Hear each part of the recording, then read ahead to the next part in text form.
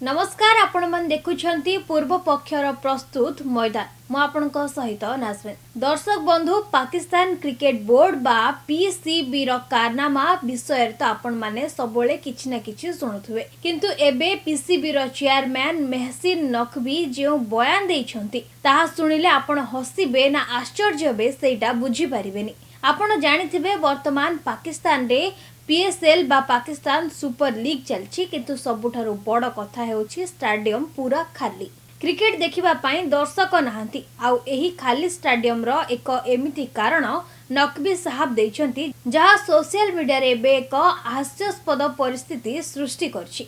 नकवी कहिछंती कि भारत रे पेट्रोल संकट चलिछि, पेट्रोल पंप रे लंबा लाइन लागिछि। प्रश्न उठुछि पाकिस्तान रे खेल होछि, स्टेडियम सेठी खाली अछि, हेले एथिरे भारत रो पेट्रोल सह की संपर्क? आज आमे एही वीडियो रे एही पूरा घटनार पोस्टमार्टम करिबा। घटनाटी हेउछि एमिति। पीएसएल 2026 रो मैच गुड़िक कराची एवं लाहौर रे केवल दुईटी वेन्यू रे खेला जाउछि। दर्शकों को स्टेडियम आसीबा को मना करा जाइछि। जेतेबेले सांबादिक माने पचारिले कि भाई स्टेडियम को दर्शक काहेकि आसुनाहांती, यार उत्तर रे महसिन नकवी एक अजब जुक्ति बाढ़िले। से कहले आमे शांति पाई काम करूछु, प्रधानमंत्री शहबाज शरीफ मध्य एथिपाई चेष्टा करूछंती। आम पाखरे पेट्रोल रो अभाव नाही, किंतु भारत रे भयंकर तेल संकट चलछि।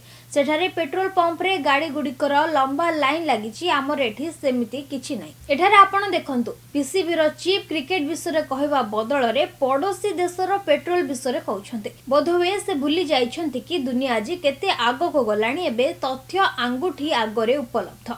एबे आसंतु नकवी मिछ को धरिबा। मार्च 22 तारिख रे एही नकवी साहेब निजे कहिथिले जे मध्य प्राच्य रे चलिथिबा युद्ध कारणरू पाकिस्तान रे तेल संकट देखा देछि, तेणु सरकार लोकन को बाहर को न बाहरिबा को एवं घरे रही काम करिबा को कहिसंती। सेतिपई आमे 30,000 लोकन को स्टेडियम भीतर को डाकी परिबुनी।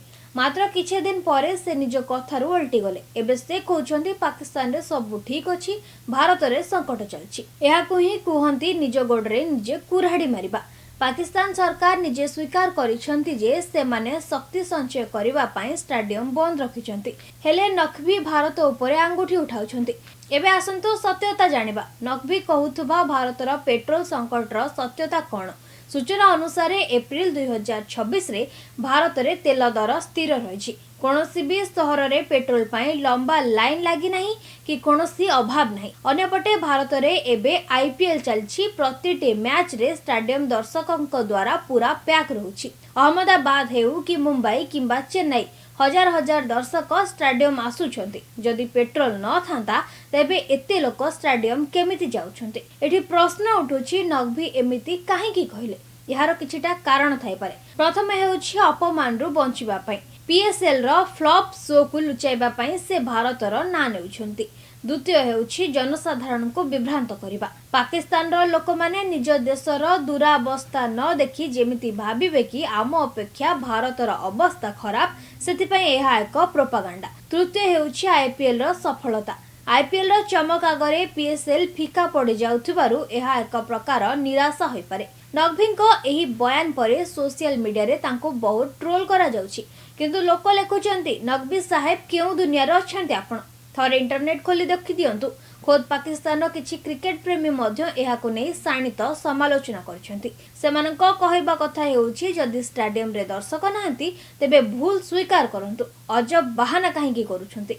शेषरे एतिकी कहा जाय पारे कि क्रिकेट को क्रिकेट भाबरे देखिबा उचित। खेल पड़िया रे राजनीति एवं मिछ प्रोपागांडा खेलर मर्यादा हानि करे। महसिन नकवी भली जने दायित्ववान ऑफिसर एभली बयान देबा पूर्वरु तथ्य जांच करिबा दरकार थिला। आपनक एहा उपरे कोन मतामत? पाकिस्तान क्रिकेट बोर्ड रो एही दोमुआ नीति को आपण केमिति देखुछंती? कमेंट बॉक्स रे निश्चय जणातु। आगकू एमिति अधिक खबर पई आम चैनल को सब्सक्राइब करंतु एवं वीडियो टी को शेयर करंतु। रहउछि नमस्कार।